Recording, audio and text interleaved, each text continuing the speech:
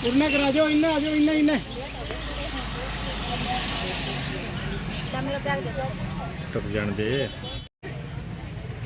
सभी को राम राम और सभी का बहुत बहुत धन्यवाद। और आपकी सोच को सैल्यूट करना चाहूँगी कि आपने अपनी मांग ना रखते हुए पहले जो आम जन की मांग आपके जो मांगे हैं उसके अंदर रखी है। तो मैं सभी का तहे दिल से बहुत बहुत धन्यवाद करती हूँ। आपकी मांग है वो बिल्कुल जायज है। तो जो जिस हिसाब से आप इकट्ठे हो रहे हो और आप पे भी अत्याचार हो रहे हैं, क्योंकि ये जो सरकार है ये गंदी सरकार है। इसने किसी को भी, जैसे 9 साल हुए इस सरकार को आए हुए, इसने ऐसा कोई वर्ग नहीं छोड़ा जिसको धरने पे ना बिठाया हो। और पहले इस सरकार ने 50% आरक्षण दिया महिलाओं को। मैं इस गंदी सरकार से ये पूछना चाहती हूँ कि आज महिलाएं जो धरने पे बैठी है वो क्या महिला नहीं है क्या? जो मांगों के लिए आज लड़ रही है वो क्या महिला नहीं है क्या? उनके जो अधिकार है उनको क्यों नहीं दे रहे? और बहुत ही निंदनीय बात है कि हमारी जो सिरसा की नेत्री जो हमारी सांसद है, उसने तो बहुत बड़े शर्म की बात है कि उनके आगे, उनकी कोठी के आगे हमारी जो बहन है आशा वर्कर, जो आम जन के लिए आधी रात को खड़ी रहती है और वो वहाँ पे बेहोश हो जाती है, और जो हमारी सांसद है उसके कान में जूं तक नहीं रखती, और उसको उठाना तो बहुत दूर की बात है, ऊपर से इन पे और अत्याचार से अत्याचार किए जाते हैं। तो जो गंदी सरकार है, मैं आप सभी बहनों को यही कहना चाहूंगी कि देखो, जिस साथ के साथ आप चल रही हो उसी हिसाब से आप आगे बढ़ो।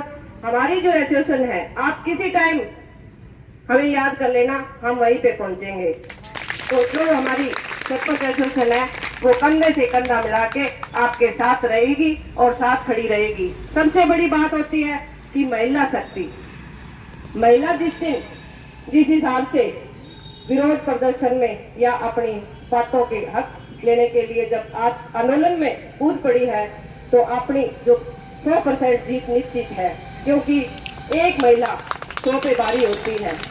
तो मैं सभी माता शक्ति और मेरी बहनों को यही कहना चाहूंगी कि जो आंदोलन लड़ रही हो ना, तो वो उस हिसाब से लड़ना कि इस सरकार की नाक में दम कर देना, और जिस दिन आप मेरे को याद करोगे मैं उसी टाइम वहां पे पहुंचूंगी।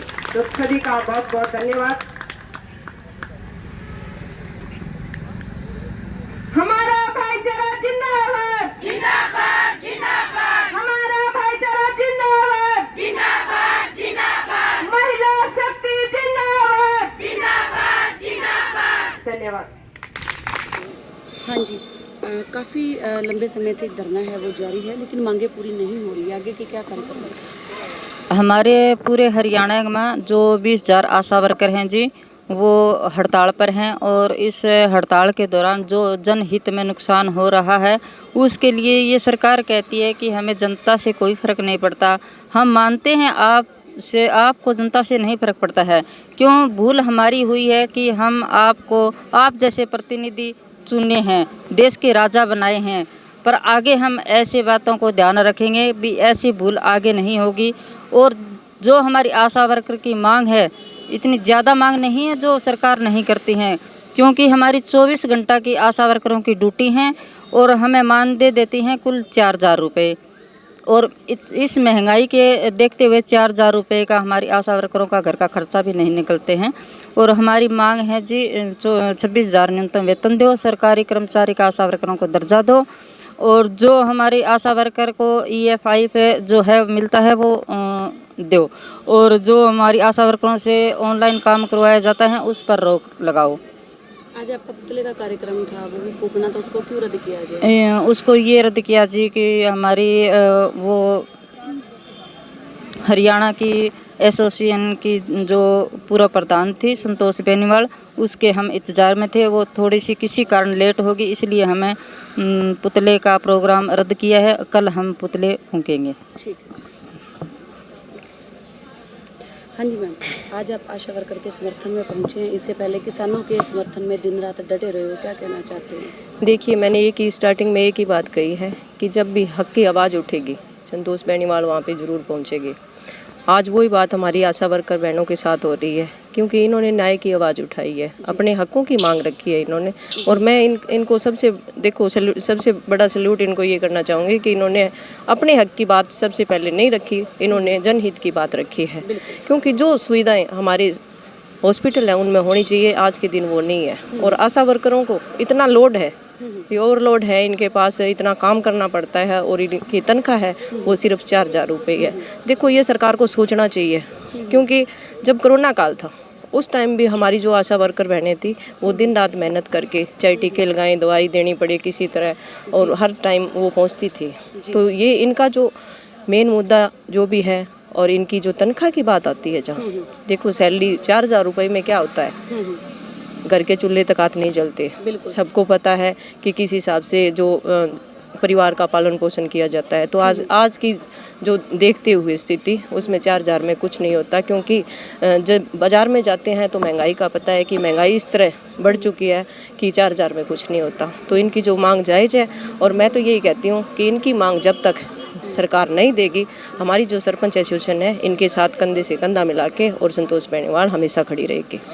जैसे चोपटा के अंदर किसान आंदोलन चला तो सरपंच एसोसिएशन भूख हड़ताल पर थी, और सरपंचों के समर्थन के साथ जो किसान आंदोलन है वो जीते हैं, मुआवजा उनके खातों में आया है। अब ये भी धरना काफ़ी लंबे समय से है, क्या सरपंच एसोसिएशन कोई बड़ा फैसला लेगी कि यहाँ पर भी कोई धरना चलेगा ऐसा कि जो इनका आंदोलन है वो मजबूत हो? देखिए, जब इनको ज़रूरत पड़ेगी, सरपंच एसोसिएशन और हमारे गांव के जो अन्य किसान भाई हैं वो साथ खड़े होंगे इनके।